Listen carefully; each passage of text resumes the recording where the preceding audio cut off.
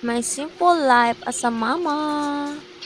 So today, July 17, Thursday, sinipag po ang mama mo dahil bad trip siya sa kanyang partner. Bibigyan ko lang kayo ng konting kwento, syempre, chika minute. Yung mga yung mga iba na masyadong natuhiling makinig, okay lang, scroll nyo lang. Scroll nyo na lang, huwag nyo nang tapusin yung video. Charis. So, yun nga, di ba nainis ako sa partner ko kasi hindi mo pa sasabihan na magsumikap siya, ganun-ganun, sa buhay. Siyempre, 2 na anak niya. Yes, hindi niya, parang wala nagsisink in sa utak niya, ganun. So, ganito kasi yun, mga mama ko, sinagot niya ako dati ng hindi niya daw kaya mag-isa. Yung hindi niya kaya mag-isa na siya lang nag-work, ganun. Kaya simula nung nabuntis ako, natenga sa bahay. Ayan, dun na nagsimula yung stress ng mama mo. Kasi hindi siya good provider, ganun. Dun din nag-start kung bakit gusto kong maging content creator, ganun. Parang na-inspire ako sa mga big sisi na napapanood ko. Hanggang sa nahikayat ako sa sarili ko na mag-content creator kasi nga baka nga kahit pa paano kumita, ganun. Lahat ng klaseng kitaan na magagawa ko sa social media, mga mamshis, sinubukan ko na. Tulad sa TikTok, affiliate din ako doon. Kumikita naman siya simula nung barya lang sa iba, ganun. Barya lang yung tipong 50, 60, ganun. Siguro sa isang buwan, 3 beses, ganun. Kaya kinarir ko talaga yung pagiging vlogger kasi gumawa pa ako YouTube account, yan. Vlog pa talaga ako, mga kahit nung una nga pa ako sa edit, ganun. Hanggang ngayon, kakamali pa rin, ganun. Hindi naman kasi maiwasan yun, pagkakamali. Doon tayo matututo. Ayun, simula nung natenga nga, dahil nga buntis, parang di na rin ako makakapagtrabaho talaga, mga ama, kasi wala mag-aalaga. Yun nga. Swerte na lang kung pagka 6 months nito may mag-alaga. 2 to, ay magkano yung monthly nun. 2 batang alaga. Kain na. Ngayon para mag-umaga ng batang batuta. Kanina kasi, sinundo ko ng papa niya. Hindi na kinain, mainis pa daw. Ako kumain. Parang sampurado. Luto ng kanyang papa. Kakalinis ko lang ito, mga mama. Dumi na naman. Kasi, bulinggit na nini. Kakainis. Mga bulinggit kasi dito eh.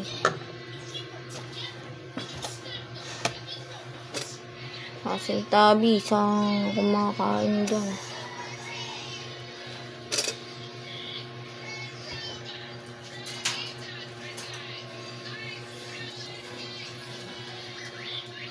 Nakakainis na.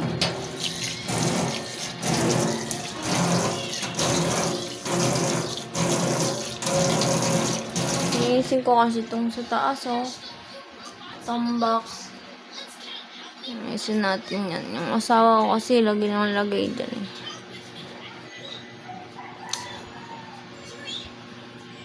So, ayun, to be continue sa akin to, mga mamshi. Paano kung hindi ako nag-try maging content creator o vlogger? Diba? Di lalong mas mahirap. Kasi dahil sa pagiging vlogger ko, nagkaroon ako ng sponsee na katulong kahit paano sa bayarin kailangan ng Ang anak ko, kailangan dito sa bahay. Wala kang tulong talaga. Nakakainis lang talaga is yung partner ko. Hindi siya marunong makinig. Yun. So, sa iba, sasabihin, sinisiraan ko yung partner ko, ganyan. Kinukwento ko lang po yung aming sitwasyon. Yun naman po lahat, diba? Yung ano lang. Nilalabas ko lang dito yung aking saloobin, mga mamshi. Nasa inyo na lang po talaga. Okay lang naman po kahit anong sabihin niyo sa akin. Wag lang po yung over the bakod na. Yung sobra na gano'n. So, yun. Ano yung tawag dun? Nalulungkot ako every time na sisingilin kami sa bayad sa upa, gano'n. Tapos ang sagot ng partner ko is wala pa. Inihintay niya pa yung inuutangan niya, ganun. Parang pambuhay niya sa amin is galing sa utang, ganun. Pero buti na lang nagkaroon ako ng nagsusupport sa akin financially. Sa amin. Kahit pa paano nabawasan na yung utang. Yun. Kaya makasahod lang talaga ako dito sa kay Lolo Mets. Ay naku. o kaya mamonetize dito kay YT. Ay naku, sobrang saya ako na talaga mga mamsi, mga papsi. Sa lahat ng mga nanonood.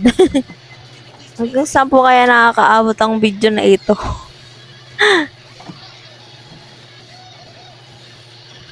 Maraming salamat po sa sumusuporta, lalo na po sa taong sumusuporta sa amin financially, si Sir Bruce. Shout out po ulit. Thank you so much po talaga. Hindi ko mabanggit mga mamshi papsi kasi talagang ng sitwasyon namin, hard situation talaga. Hindi naman sana hard kung may work ako, ganun, o kaya hindi kami nangungupahan, yung may sarili na kaming bahay, tsaka lupa, ganun. Hindi sana ganun kahirap. Meron naman sa father ko, kaso Diyos ko naman, siksikan na kami dun. Ayoko na makipagsiksikan sa kanila. Pwede naman, kaso gagastos pa, papataasan ko pa yung bahay, gano'n. Pera na naman, di ba? Wala nga akong pera ngayon. Kaya, papala rin talaga.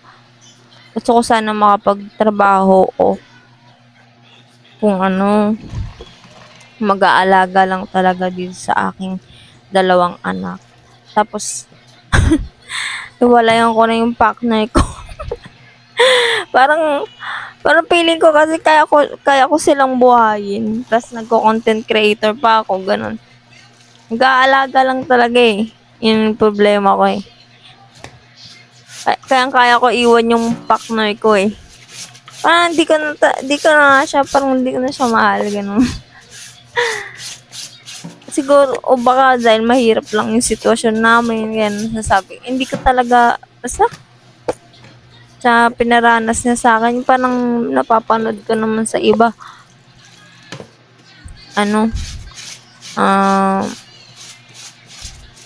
Good provider, ganun. Tapos, nila yung mga asawa. Pero syempre, di ba masama i-compare yung sarili mo sa iba? Keep on keep on praying na lang talaga.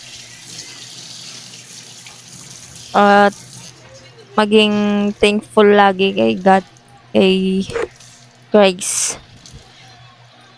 Jesus Christ our Father. Yun lang po. Sana po tuloy-tuloy na po.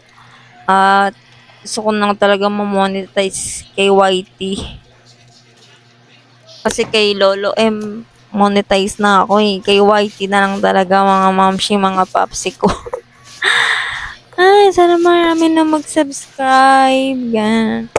Asensya na po sa aking voice over. Napapansin niyo po parang ako magsalita kasi may singaw po ako sa dila. Nahirapan ako magsalita. Ang update niya. Ang ginagamit ko lang dito is yogurt. Hindi man ako makabili ng yogurt mga kasi hindi nga makalabas ang bahay. Tapos yung partner mo pa pagka utusan mo bumili, either di ka bibilan o kinalimutan, ganon.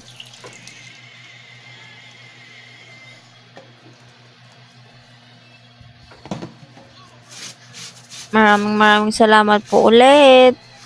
Sana patuloy nyo pong tapusin panoorin yung video ko. Kahit hanggang gitna lang po, yun. Okay na po yun. Kahit di nyo po tapusin hanggang dulo. Kasi mahaba po kasi yung na-upload ko dito sa long form video po kasi ito sa aking channel, YT channel. Yun lang. Like and subscribe. God bless you all.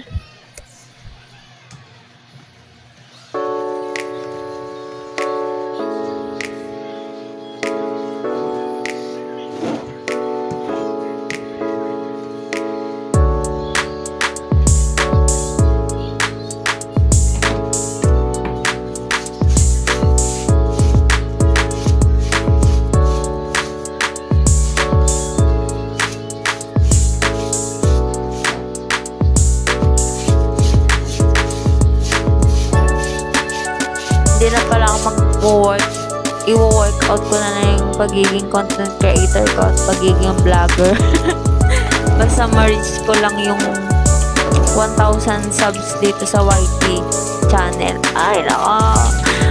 Tutuloy-tuloy ko na. Siyempre, di pa rin mawala yung pangarap ko na makatulong din sa aking kapwa, makapag-travel, yan. Yun lang, mga mamsi, papsi, patuloy tayong mangarap. Kasi habang may buhay, may pag-asa. Bata pa tayo, huwag tayo mawawala ng pag-asa. Go lang ng go para sa ating mga mahal sa buhay.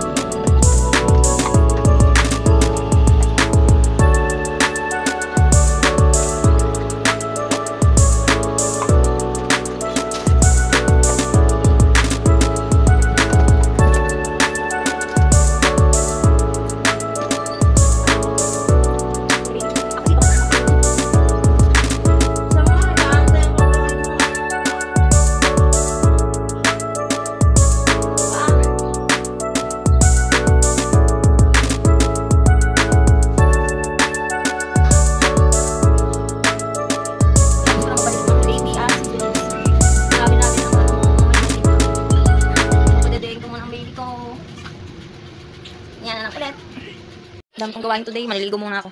At may maglalaba pa ako ng bedsheet at kumo. Kapagod. Sarap magkaroon ng one day na, one week na vacation. Sa yung mga mayayaman ba. 1 week vacation, sarap. Tumama lang sa loto. Sarap yung mga tayo ng loto. Maligo na, feeling fresh naman. Feeling dugyot kasi. Kaya ulam, tempurado ng tangalian. Hindi kasi makalabas ng bahay, yung makabili ng favorite ng fried chicken. Dryer ko na siya. Nabanlawan ko na yan.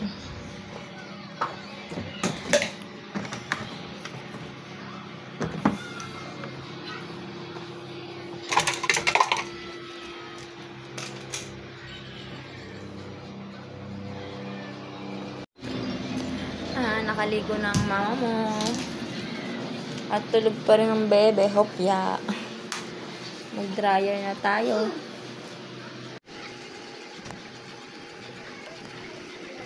Yung isa, oy, ano naman ginagawa mo? Huling-huli ka. Naalog-alog kasi. Yung dryer pag ano, kailangan mo siyang tuunan. Eh, silos na lang itinuon ko. Yung gusto niya eh. Mahulog ka dyan ah. Tapos na. Ah, paano? Tapos na.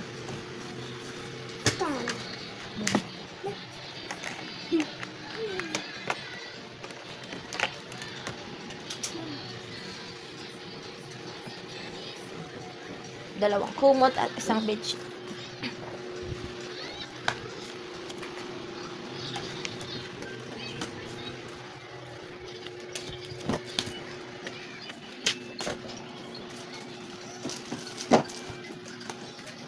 Ang laking pamalo.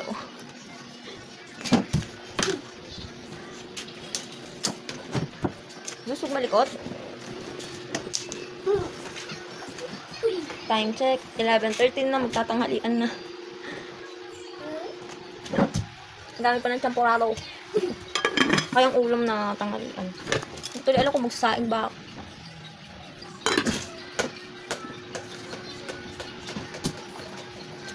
Hindi kasi ako makakabili. Talaga pag maliit pa yung anak. Kumain ng bata. Itlog, hotdog, ulam. Itlog, hotdog. Pag wala na ng pasok si partner, sarap ulam. Sarap talaga ng ano.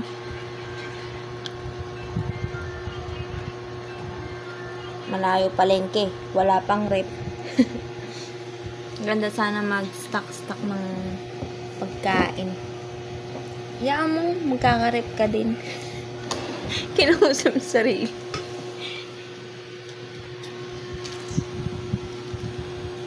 God bless po. Ingat po kayong lahat. Salamat po sa patuloy na panonood ng aming vlog. Mama Mo Wings channel. Subscribe na.